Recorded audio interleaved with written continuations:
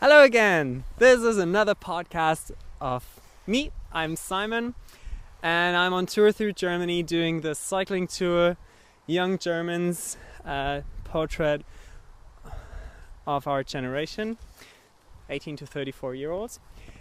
And today I want to talk about Couchsurfing. It's the 3rd of November. I'm very close to Karlsruhe, which is in the state of Baden-Württemberg. And I have 4 parts for you.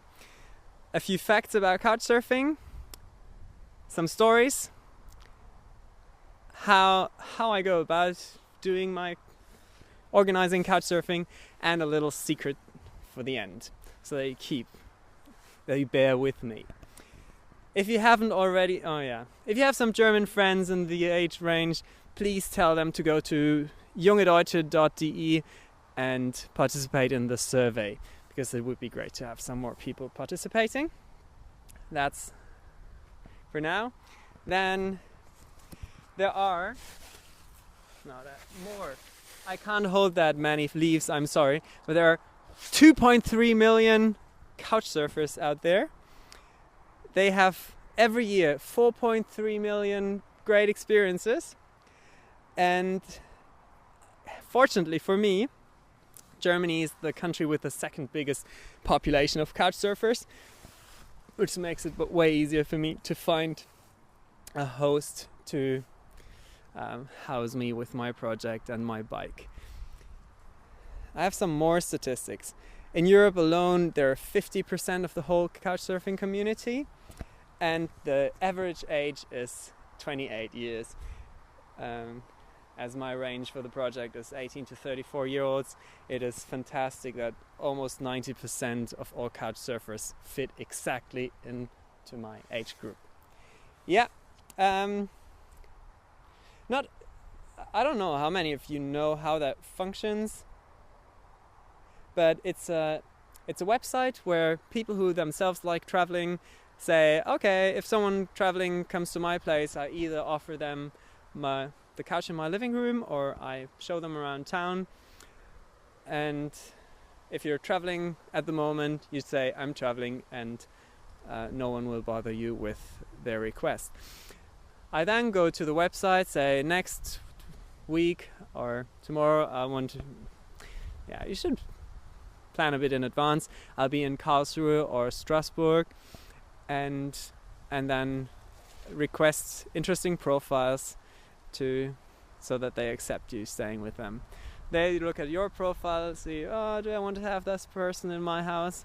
And if they do, they'll give you an okay. If not, you'll have to look if other people do have time for you.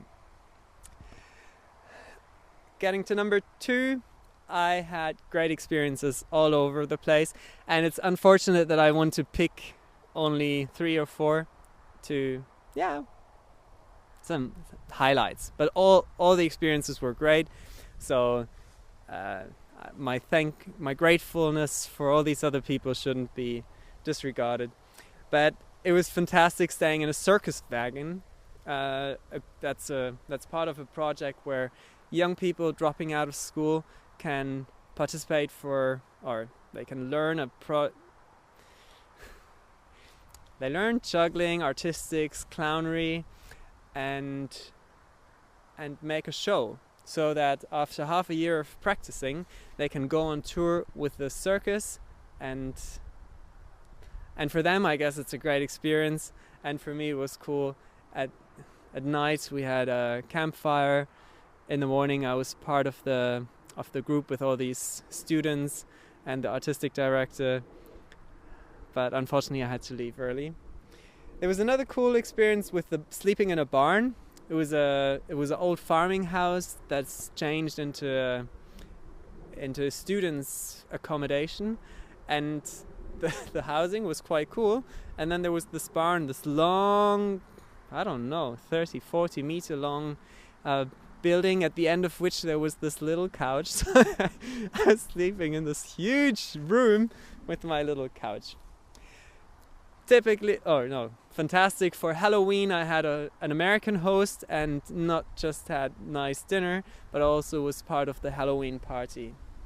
And in Eastern Germany I was hosted by a young lady who was living for the time being while she was looking for a job with her family. And the dinner conversation was not only about young generation in the eastern parts of Germany, but also how that compares to the parent generation's time there, and that was very interesting. And if you usually look at Couchsurfers profiles, you don't expect to get to know their parents as well. But that was quite exciting. Usually, getting to the how-to, I plan 3 to 4 days in advance, and that's the time you need because people also want to adapt to, okay, then I'll have a guest. I'm so grateful for the trust people express by accepting other people into their houses. And the secret before the time runs out is that if you travel by bike and you get to places, okay, now the image is off, but I'm still talking to you. Okay. The cool thing when you travel by bike, you can not only you can get to places other people don't usually go to. If you go to Berlin, people have 20, 30 requests per week, and the chances might be low that you get something even. On the other hand, there are very many couch surfers. If you go to rural areas or to a village where there's a couch surfer sitting and you stay with them, and traveling by bike, that's rather easy, then you have a fair chance you're the first couch surfer ever visiting them. And I often had the pleasure of being welcomed to a very beautiful dinner because I was the first couch surfer. Yes, that was fantastic. Thank you to everyone who hosted me and who's extending their open-mindedness to other people. I'm a big fan of couch surfing. Hope you have your own good experiences. Mind who you stay with, but all the best. Yeah, that's it for today. I hope we'll meet again in this medium of a videocast, even though I'm very close to being home already. You can hear another row of autumn leaves.